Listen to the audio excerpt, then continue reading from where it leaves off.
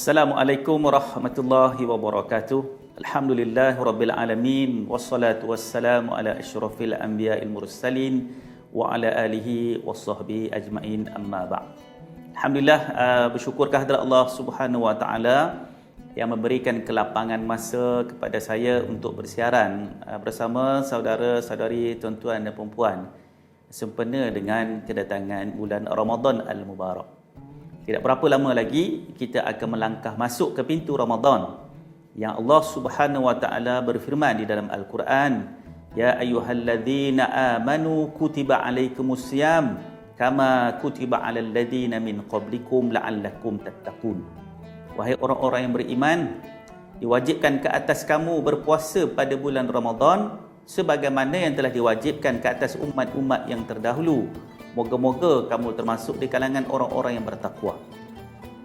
Tuan-tuan dan puan-puan sekalian, saban tahun kita mendengar ayat ini. Dan hari ini kita mendengar lagi ayat ini.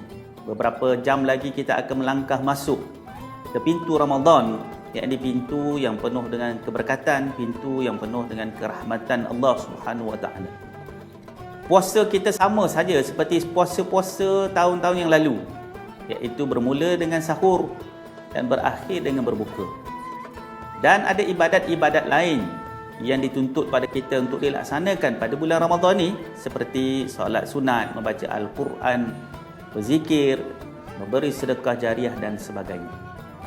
Cuma tahun ini kita mengalami satu ujian yang agak besar, yang bukan hanya berlaku kepada kita yang berada di tanah air, tapi berlaku di seluruh dunia, iaitu COVID-19, ataupun kita juga kena dengan PKP, lockdown dan sebagainya. Akibat daripada kesan ini, maka kita tidak dapat lagi untuk hadir solat berjemaah di masjid, menunaikan solat fardu Jumaat, solat sunat tarawih. Tidak ada lagi majlis-majlis berbuka puasa perdana, sahur, berqiyamul di surau dan masjid akibat daripada perintah PKP ini. Tetapi kita perlu lihat bahawa di situ ada kelebihan yang Tuhan berikan, iaitu kita duduk bersama dengan keluarga. Di situlah kita melihat perkembangan pembesaran anak-anak kita. Di situlah kita berpeluang untuk memberikan nasihat-nasihat yang berguna kepada anak-anak kita supaya mereka kenal apakah erti Ramadan. Kenapa kita berpuasa? Bukan hanya menahan lapar dan dahaga, tapi penghujungnya di situ adalah perintah yang Tuhan seru kepada kita, iaitu la'allakum tattaqun, menjadi orang-orang yang bertakwa. Tuan-tuan dan puan-puan sekalian, nak menjadi orang yang bertakwa, pasti ada contoh yang perlu kita ikut. Kita tak boleh memandai-mandai. Ini cara nak jadi orang takwa, ini caranya nak jadi orang yang hebat. Kerana Allah Subhanahu wa taala menyeru kita untuk menjadikan Rasulullah sallallahu alaihi wasallam sebagai contoh dalam kehidupan. Laqad kana lakum fi Rasulillah uswatun hasanah. Sesungguhnya pada diri Nabi sallallahu alaihi wasallam itu ada contoh ikutan yang terbaik. Maka nak menjadi orang yang hebat, nak menjadi orang yang mencapai ciri-ciri takwa, maka kita kena ikut Nabi sallallahu alaihi wasallam. Macam mana Nabi berpuasa? Bagaimana Nabi mengisi masa-masa puasanya? Apa yang Nabi lakukan? Apa yang Nabi galakkan untuk umatnya melaksanakan ibadah puasa? Maka itulah yang kita ikut.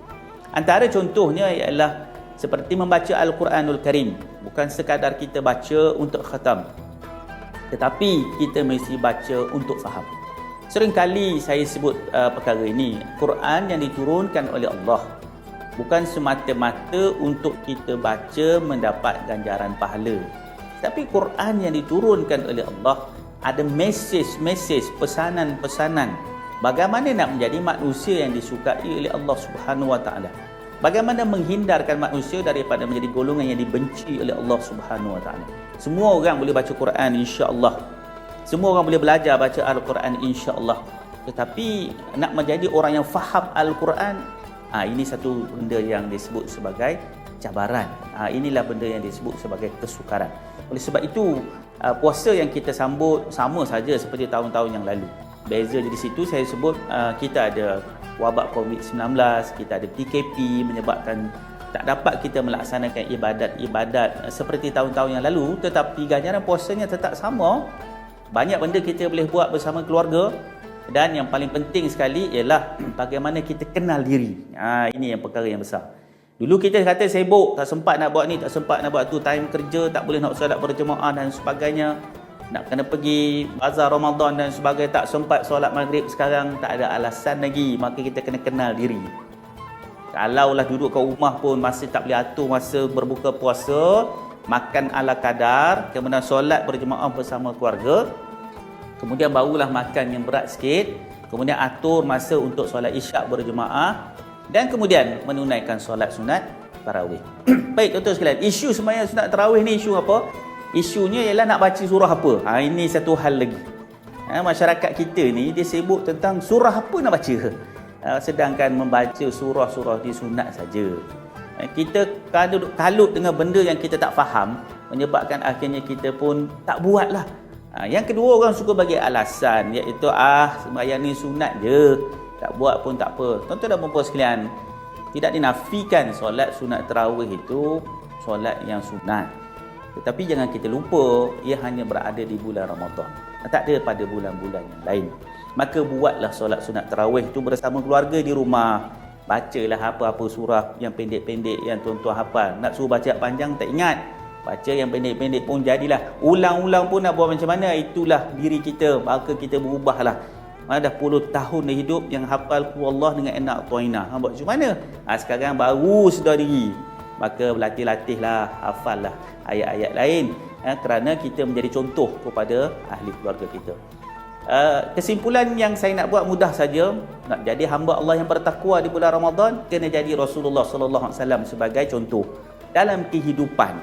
Jaga mulut, jaga mata, jaga telinga, jari jemari kita di media sosial. Jangan dengki dengan orang-orang yang membuat kebaikan. Doa kepada orang-orang yang boleh buat kebaikan. Kita tak mampu, nak bagi duit tak ada, nak hulur tenaga tak mampu. Jangan jadi orang yang mulutnya celupar, tangannya gatal, sebar benda-benda tak elok. Ingatlah, kita masuk pintu Ramadan, kita jadi hamba Allah yang luar biasa daripada bulan-bulan yang lain.